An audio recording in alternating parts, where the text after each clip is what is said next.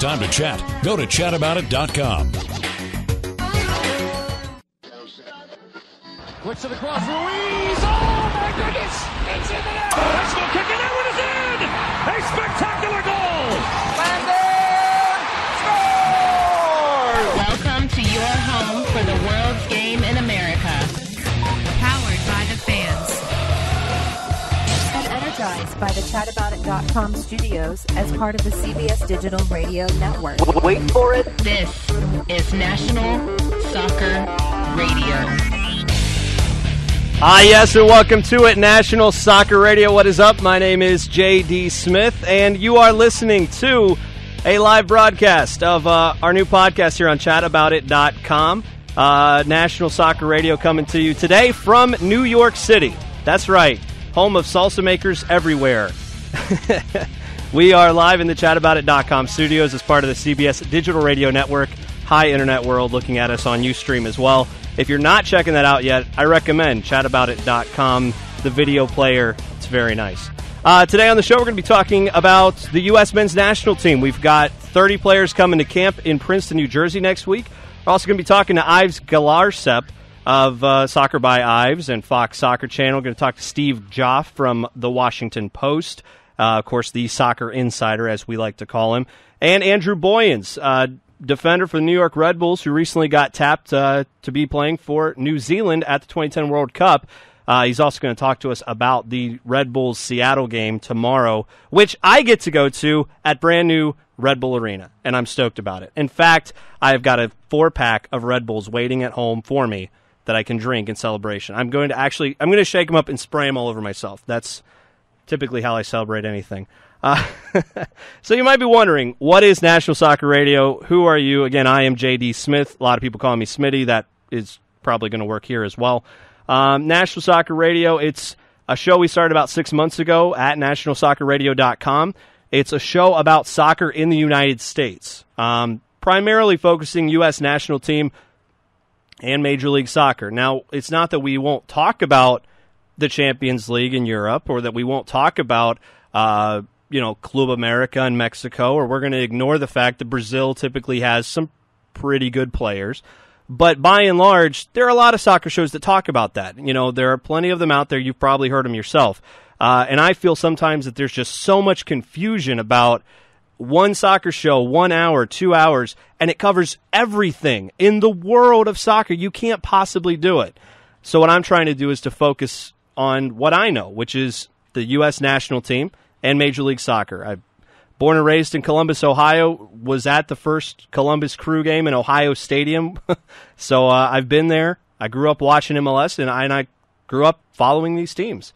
So that's exactly why I started this podcast. And chataboutit.com, obviously they believe in it too, so that's why we are here with them. Every Thursday night at 9 p.m. you'll get to hear this show on chataboutit.com, and you can call in as well. The number, if you want to get in, we're going to be talking about the national team. Maybe you've got an opinion.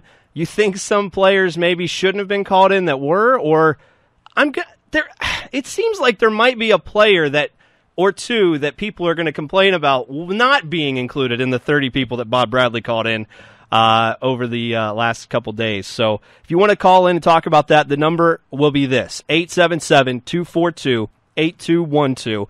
It's 877-CHAT-212. You can call it live right now for the next 51 minutes. We are live in your face.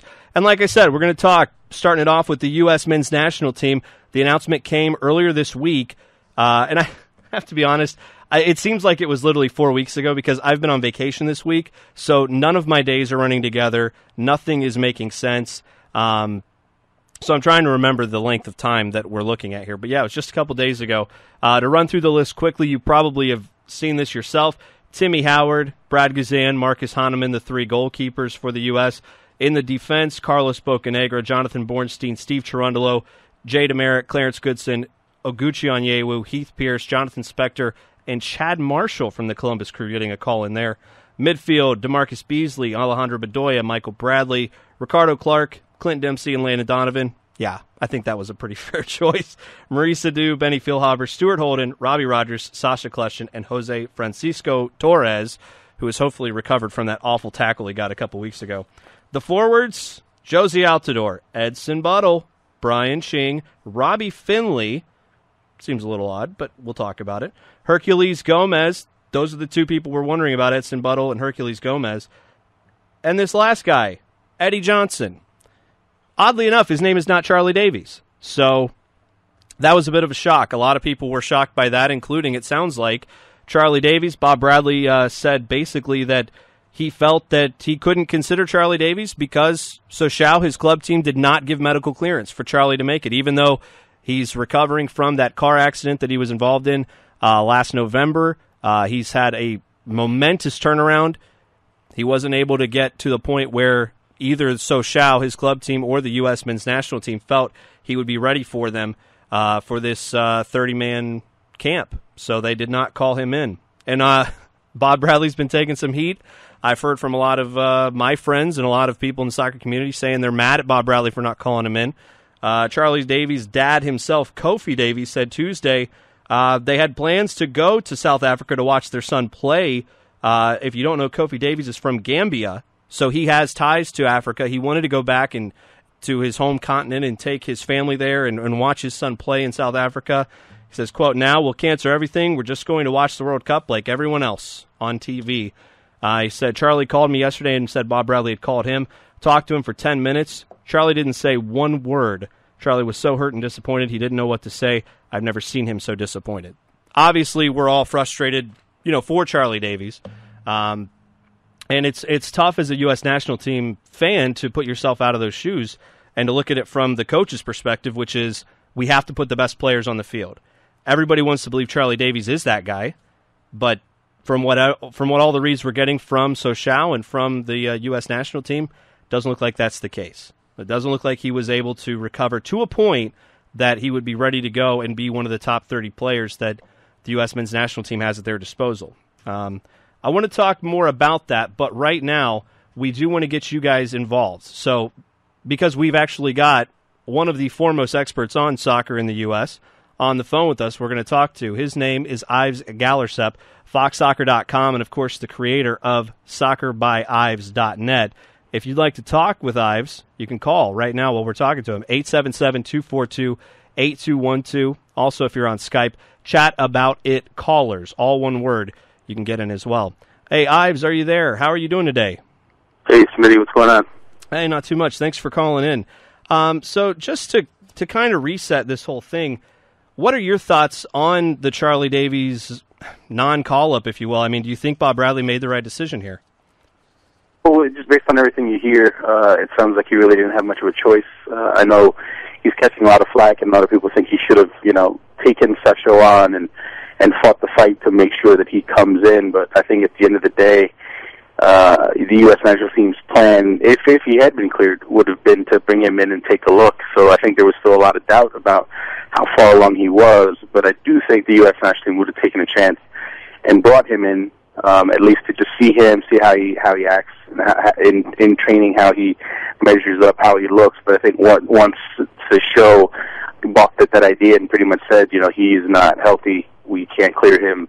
I think there's some also issues about insurance, and their doctors, for whatever reason, decided that he wasn't healthy enough, and it just didn't seem like something the U.S. national team was ready to fight about, considering there was so much doubt about how far along how much further he still had to go. So I know people want to put blame, and it's tough. It's tough to say who's to blame, but I do think if Sochaux had stepped aside and cleared him, I think he would be going to Princeton. But again, you can't blame them. I mean, he is their employee, he's their investment, and I think they were, at the end of the day, they looked out for their investment. Yeah, no, I agree. Now I have to ask. I mean, people are saying that Bob Bradley could have gone and they could have appealed this. They could have asked for their own doctors to look at Davies and get clearance anyway and kind of fight this. Do you think that's the hill that they want to go to die on with a European club right now, given, I guess to me it seems like if there was a way, if Charlie Davies was really as healthy as everybody was hoping he was and that he was available, Bob Bradley would have done anything in his power, I have to believe,